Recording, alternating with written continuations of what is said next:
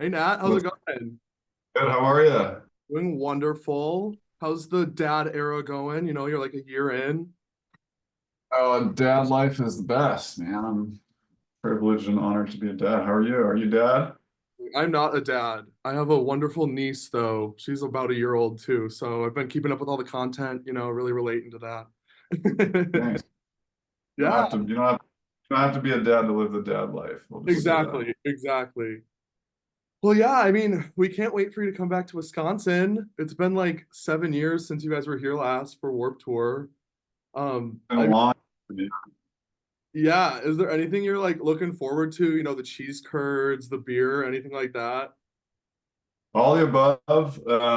And yeah, man, I mean, especially in the Milwaukee region, we've had such great shows, whether it be Warped Tour or God, we've played I was trying to remember how many times we played like the Eagles Ballroom, the Rave, that venue, Leslie's amazing venue there. I think it's like 7 or 8 times at this point. So it's we've had some great times in the Milwaukee area and in Wisconsin in general. We did play Green Bay, I think, like a couple years ago at the Lambeau Field, kind of the what do they call it, the title town that they have there, which is rad. Yeah. Yeah, it was great. It was a great show. So it's always, I mean, those folk shows are always fun. And so we're looking forward to playing this show in a ballpark in Franklin. Totally. Have you been down to like the pool at the Rave and stuff? Yeah, we've done the whole tour, man. It's really, really crazy. And then yeah, it's definitely spooky and so cool. We've been into the underbelly of that, and we've been to the pool a bunch. And then actually Leslie brought us up to the rooftop, like above the Eagles Ballroom and out onto the roof of the actual building and stuff too. It's really cool. Yeah, that place is sick. And now they do like DJ sets out there. So one day you're gonna have to come and do a show up there because it is like wonderful. It's gorgeous up there. Man, that must be epic, man. As long Yeah, as it's not in December, January, then we're stoked. right. Speaking of Wisconsin themed stuff, I last time I was just in Colorado, I saw that there's a bunch of like Wisconsin bars. When you're in Colorado, have you gone to any of those? And not that I know of. There used to be a Green Bay Packers bar, like a biker bar that's in the middle of nowhere. It's right outside of Rocky Flats and just to the south of Boulder, where we're from in Colorado. And Rocky Flats is like where they used to refine uranium, I think, or not refine, maybe just assemble nuclear warheads or something. It's been shut down since, and there's just like this weird shack biker bar that was a Green Bay Packers bar, and we always joked that we were gonna go dressed up in Minnesota Vikings gear and see what happened, but we No never cheese. got the chance. No, no, Oh my. no, I haven't seen any of these Wisconsin bars. Where are they at? I know my brother lives in Denver, so I just like walked past one of them, and there was one there. And yeah, just like I was reading, they're popping up everywhere, and there was like an Ian's Pizza, which is really like a Milwaukee and Madison thing that popped up in Colorado. So yeah, just had to ask if you crossed paths with any of that. Can you recommend Ian's Pizza? Oh yes, it's wonderful. Lots of different vegan, vegetarian options. But yeah, it's a good time. But Franklin Field, you guys are gonna be there this weekend, Phase Fest. Like, what can people expect? What's the vibes there? It's great. We did our first Phase Fest a few weeks ago in Kansas City, and it was rad, man. It's like a mini festival.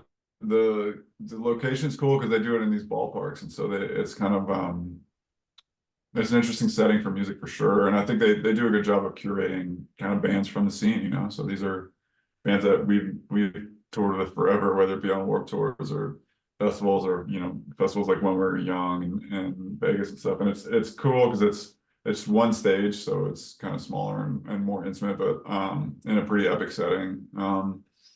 And yeah, man, we're excited. We always try to every time we play, it's always we lean into playing the old stuff and kind of just packing it as an action packed and as much of a rocking a party as we can do. And we're gonna do the same thing. That's awesome. The Used are on the lineup this time too with you guys. I know you guys have a song together. Is there any plans for maybe a collab?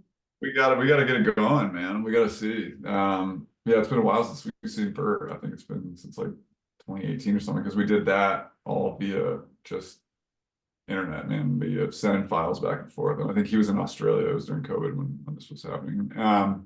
And so it's been a while since we've seen those folks, and you know, their sets are always so rad too that we don't want to.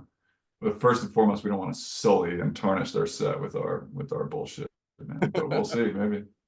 Cool, cool. Speaking of the COVID era, like during that time, your stuff just blew up on TikTok. Like, what was that like, you know, when you were kind of just like at home and everything and all this is going wild?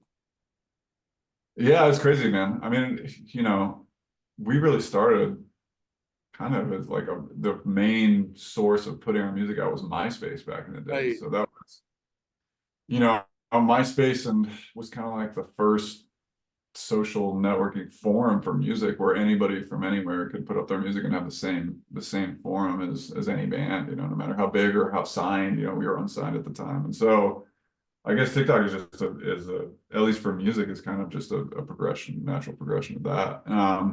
So it's rad, man. I mean, you know, there's no, with us, we're always honored that people listen to our music, and whether it's listening to it in a legacy format, like they're getting blasted in the past, or discovering it for the first time, it's all amazing for us. So yeah, to see it happen and to see the kind of resurgence of the scene, and the still, you know, I mean, we've been playing shows, for example, like colleges, like we do a lot of colleges and universities, and we've done that for 10, 15 years, to the point that now we're playing shows for colleges, and I'm like, these kids were 4 or 5 years old when our music was really popping and started coming out. So it's wild to be able to still do it. And so, you know, I think like I said, we really focus on at our live shows on just making it a party. It's less of a performance, it's more of a collaborative party. And whether it's in a baseball field during the middle of the day, or it's in, like, you know, the basement venue at the Brave Eagles ballroom, and it's sweaty and it's hot and it's midnight, it's all the same to us. It's just about having fun and making sure that everybody comes, has a smile on their face, dances a bit, and just lets go and gets to forget about stuff and have fun. Totally. Yeah, and I mean, even just inspiring other acts, like talking about inspiring new generations and stuff. Like 100 gecs have cited you guys as an influence, you know, like working with Rebecca Black and stuff. How does that feel, inspiring a new generation of other artists as well? It's amazing. Yeah, it's rad. It's always whenever anyone says that they were inspired by our stuff, it's always, to me, it's weird, it's incongruous, and it's flattering, because I mean, you know, we just make our shit, and even back in the day, it was in a basement in Colorado. Now it's in a converted garage in LA and a basement in Colorado, you know. So it's like you're kind of so insulated when you're making music, that to hear that that people are listening, whether it's, you know, anybody who's not a musician who just absorbs the music, to other musicians saying that they're listening to music, it's so flattering and so rad. I mean, it's one of the reasons that, you know, main reasons that we make music and do it. So yeah, to hear, you know, contemporary people say that they're inspired by our stuff is amazing. Yeah, that's awesome. I mean, you have a fan club here at the office. I have to introduce them. They've been waiting off screen this entire time, wanting to come say hey. You know, like we grew up in the era of 303. So this What's is up? Emily and Tessa from the promotions and marketing department. And Thanks for listening. more. Do you guys have some questions here for Nat?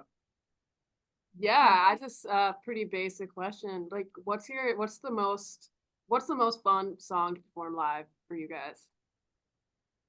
Oh man, gosh, it's, you know, I think it's some of our old stuff, man. I think it's, honestly, Don't Trust Me is our biggest song, it's our biggest hit. And it's, you know, it's funny because sometimes it is like muscle memory, because we probably performed that song, God knows how many times, 1,000 times, but it's just so collaborative, and it's so fun to hear everybody sing and dance and have fun.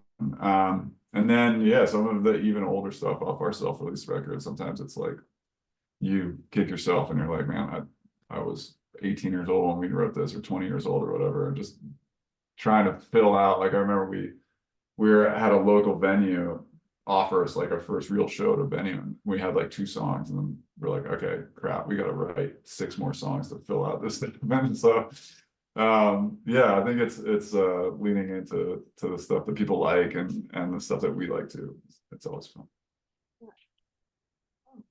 Speaking of don't trust me, I may or may not have worn a black dress specifically for today.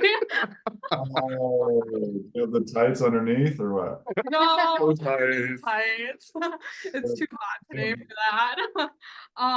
So Well, X's on the back of your hands, no? yeah, man, I forgot to do it. Oh my God. Points off. I know, right? Gosh. Okay, well, I'll make sure that's all set for the weekend then when I go see you guys at Face Fest. Points for the black dress though, big time. Thank you. You guys have done like a lot of iconic collabs throughout the years. Is there anybody that you want to do one with in the future? Yeah, I mean it's true. Looking back on some of our collabs, like man, we grew up, you know, the same way you guys made it listen to us. We listened to Lil Jon. Like Lil Jon inspired so much of our music, and so to get to be able to work with him both on his music and, you know, on our stuff was just amazing. Modern collabs, I mean, yeah, anything. To be honest, like anybody who's pushing boundaries and having fun and doing stuff. I mean, you know, anything from listen to the new Bring Me the Horizon record, which is rad, to some of our own friends from Colorado who are making music with a band called Teenage Wrist, and a band, you know, called that I get to collaborate a lot with called the Chain Gang in 1974. But these are guys who have played with us on stage before. So it's, for us, I think it's less about like the popularity of the band per se, and just like the people and the vibe and the, you know, the creative energies aligning. So yeah, we're always down, man. And a lot of what we do outside of 303, like we've written a lot of music for other artists and written and produced a lot of music for their projects, and that's where a lot of that fun collaboration happens too. And so we're fortunate that we get to do that all the time and songwrite and help other people achieve their own visions. Yeah, that's awesome. Sweet. Okay. I think that's all we got for you. Thank you so much. We can't wait to see you this weekend. Yeah. See you guys at the show. I think we play relatively early, so be there early and bring your black dress, your tights. I'll be wearing black dress. Yeah. Okay, thank you so much. See you this weekend. Thanks for taking the time, guys. Of course, you too. Bye.